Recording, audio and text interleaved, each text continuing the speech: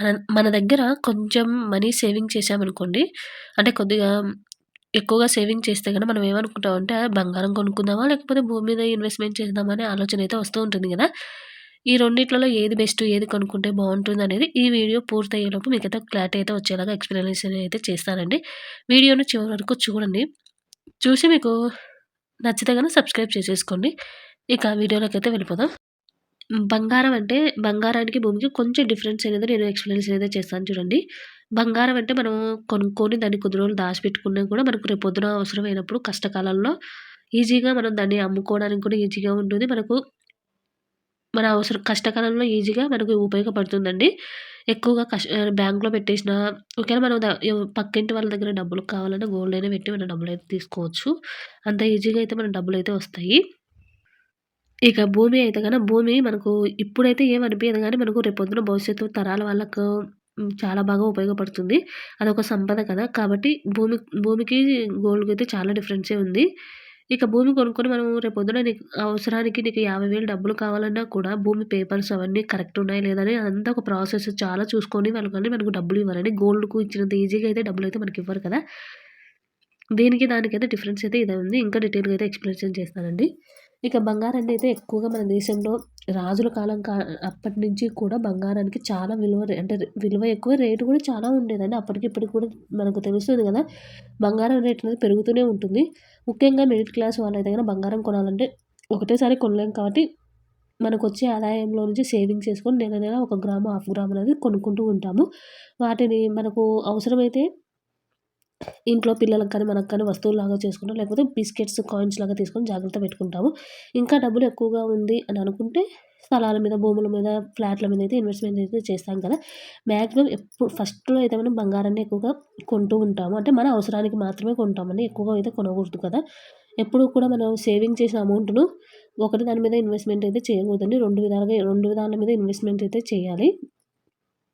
ఇక గోల్డ్‌ని మనమైతే ఎక్కువగా తయారు చేయలేం కాబట్టి, ఇది మనకు అవసరమైన సమయంలో అయితే చాలా బాగా యూజ్ అవుతుందండి. ఈజీగా కూడా దీన్ని మనం అమ్ముకోవచ్చు. ఎక్కువగా బంగారాన్ని సేవ్ చేసుకునేటప్పుడు, మనకు రేపొద్దున భవిష్యత్తుకు అవసరమైతది కాబట్టి, పిల్లలకు పెళ్ళిళ్ళకైనా, మనకైనా చాలామంది గోల్డ్ ఎక్కువగా ఏసుకొని కూడా తిరుగుతూ ఉంటారు గదా! వాళ్ళు కూడా ఇంట్రెస్ట్ ఉంటుంది కాబట్టి అలా వేసుకొని తిరుగుతూ ఉంటారు. దానికి కూడా గోల్డ్ అనేది ఎక్కువగా కొంటూ ఉంటారు కదా!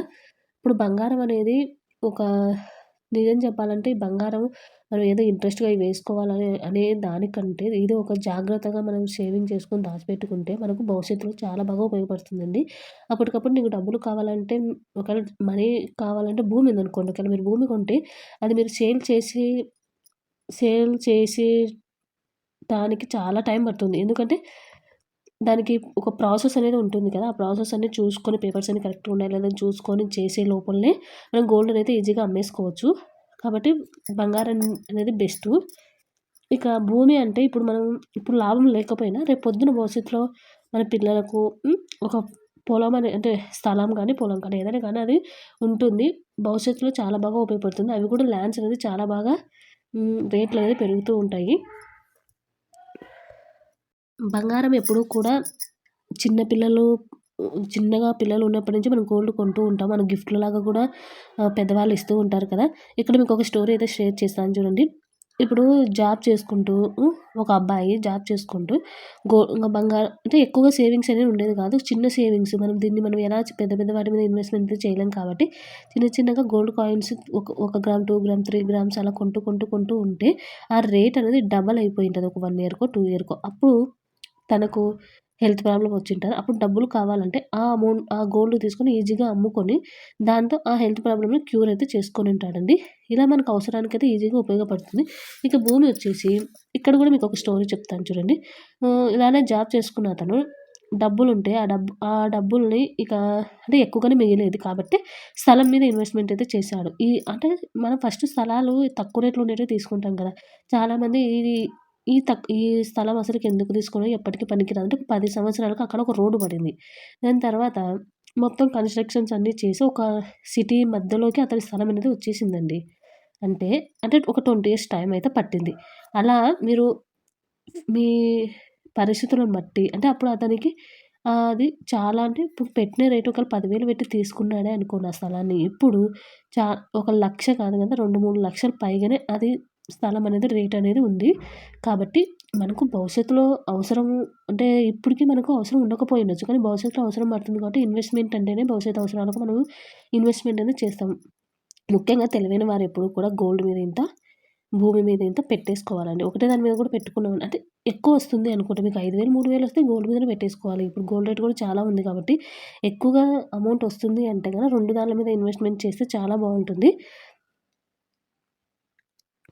ఏది బెస్టు అని అనుకోవద్దండి. ఈ 2 బెస్టే. ఎందుకంటే మనకు ఒక్కొక్క దానికి ఒక్కొక్క అవసరం ఒక్కొక్క దాని మీద ఉంటుంది. అంతే తప్ప ఇదొక్కటే అవసరం, ఇది అవసరం లేదనేది ఏమీ ఉండదు. మొత్తం ఎప్పుడూ కూడా ఒకటే దాంట్లో పెట్టుకోకుండా 2 దాన్లలో ఇన్వెస్ట్‌మెంట్ చేయడానికైతే ట్రై చేయండి. ఇక బంగారం, భూమి ఏది కొనాలి అంటే మీకు అవసరాన్ని బట్టి అంటే మీకు తెలుస్తుంది గదా! మీకు గోల్డ్ ఉందనుకోండి. ఇప్పుడు మాకు గోల్డ్ అవసరం లేదనుకుంటే భూమి మీద పెట్టేసుకోండి. కొంతమందికి స్థలాలు కూడా ఉంటాయండి. అలాంటప్పుడు గోల్డ్ ఉండదు వాళ్ళకు. అలాంటోళ్ళు గోల్డ్ కొనుక్కోవాలి. ఇక మిడిల్ క్లాస్ వాళ్ళకి ఏది బెస్టు అంటే, ఏ క్లాస్ వాళ్ళైనా కానివ్వండి, మీకు వచ్చే జీతాన్ని బట్టి మీరు ఏ దాని మీద ఇన్వెస్ట్‌మెంట్ చేస్తారో మీ ఇంట్లో పరిస్థితులను బట్టి మీరు ఆలోచించుకోవాలి. ఎందుకంటే ఒక్కొక్కరికి ఒక్కొక్క అమౌంట్ వస్తుంది. ఇప్పుడు మాకొచ్చిన అమౌంట్ మీకు రాదు. మీరు సేవింగ్ చేసినంత మేము సేవింగ్ చేయలేకపోవచ్చు కదా! కాబట్టి మీరు మనీ ఎలా సేవింగ్ చేసుకోవాలనేది కూడా నా ఛానల్‌లో వీడియోస్ ఉన్నాయి. ఒకసారి చూడండి. గోల్డ్ కూడా ఎలా సేవింగ్ చేసుకోవాలి, గోల్డ్ కొనడానికి ప్రతి నెల అనేది కూడా నేను వీడియో చేశాను. మీరొకసారి ఇంట్రెస్ట్ ఉంటే గనుక చూడండి. మీకు కూడా యూజ్ అవుతుంది. ఒక ఐడియా కోసం మాత్రమే. ఇక వీడియో అయితే ఇంతటితో ఎండ్ చేసేస్తున్నాను. వీడియో నచ్చితే గనుక ప్లీజ్ సబ్స్క్రైబ్ చేసుకొని, లైక్ చేసి మీ ఫ్రెండ్స్ అండ్ ఫ్యామిలీకి షేర్ చేసేసేయండి. Thank you.